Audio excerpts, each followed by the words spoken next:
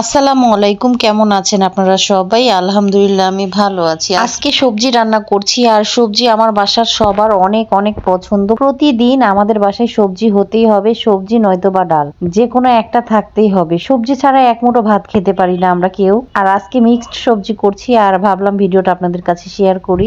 তেল দিয়ে দিয়েছে, তেলের মধ্যে পেঁয়াজ কুচি দিয়ে, রসুন কুচি দিয়ে 10-12টা কাঁচামরিচ দিয়ে দিলাম, একটু হালকা ভেজে তার মধ্যে দিয়ে দিয়েছি 1 চামচ পাঁচফোড়ন দেওয়ার পর একটু নেড়ে তারপরে সবজিটা দিয়ে দিলাম। সবজিটা দেবার আবারও ভালোভাবে মিশিয়ে নিচ্ছি। এখন এর মধ্যে স্বাদ অনুযায়ী 1 চামচ লবণ দিয়ে ভালোভাবে মিশিয়ে নিলাম, আর দিয়ে দিলাম 1 চামচ আদা বাটা। প্রতিটা সবজির নিজস্ব একটা রং আর ঘ্রাণ আছে, তার জন্য বেশি মশলা ব্যবহার করলে সেই স্বাদটাও নষ্ট হয়ে যায় আর ঘ্রাণটাও থাকে না। হলুদ এবং অন্য মশলাগুলো ব্যবহার করলে সবজির নিজস্ব কালার আর ঘ্রাণটা পাওয়া যায় না, তার জন্য আমি খুব একটা মশলা ব্যবহার করি না সবজিতে। যাই হোক, ভালোভাবে মিশিয়ে নিচ্ছি, ঢাকনা দিয়ে ঢেকে রাখবো। আর এই সবজিতে পানি ব্যবহার করব না, কারণ সবজি থেকে যে পানিটা বের হবে এতেই সবজিটা ভালোভাবে সিদ্ধ হয়ে যাবে। মাঝে মাঝে ঢাকনাটা খুলে ভালোভাবে নেড়ে দিচ্ছি। হলুদ দিলে একটু হলুদ হলুদ কালার আসতো, আপনি চাইলে হলুদ কালারটা ব্যবহার করতে পারেন, কিন্তু আমি এখানে করি নাই, কারণ আমি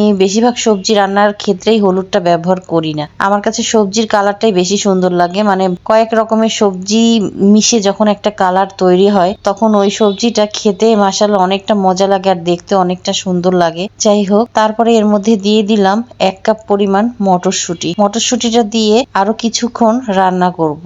এর মধ্যে লবণটা আমি চেক করে নিয়েছি। আমি নিয়মিত সর্ষের তেল এবং কাঁচামরিচ খেয়ে থাকি, আমার পরিবারের সবাই এই কাঁচামরিচ এবং সর্ষের তেলে অভ্যস্ত। যাই হোক, আপনারা সর্ষের তেলের পরিবর্তে সয়াবিন তেল ব্যবহার করতে পারেন। আর সবজি রান্নার ক্ষেত্রে কাঁচামরিচটাই বেস্ট, এর মধ্যে শুকনো মরিচ না দিলেই চলবে। ফোড়নে 2-1টা শুকনো মরিচ ব্যবহার করতেই পারেন। কথা বলতে বলতে সবজিটা আমার হয়ে গেছে, এখন চুলাটা অফ করে দিব। মাশাআল্লাহ, সবজিটা দেখতে অনেকটা সুন্দর হয়েছে এবং খেতেও অনেকটা মজা হয়। রুটি বা পরোটা কিংবা সাদা ভাত দিয়ে এই সবজিটা খেতে অনেক মজা। আজকের মতো ভিডিওটা এখানেই শেষ করছি। সবাই অনেক অনেক ভালো থাকবেন। আল্লাহ হাফেজ।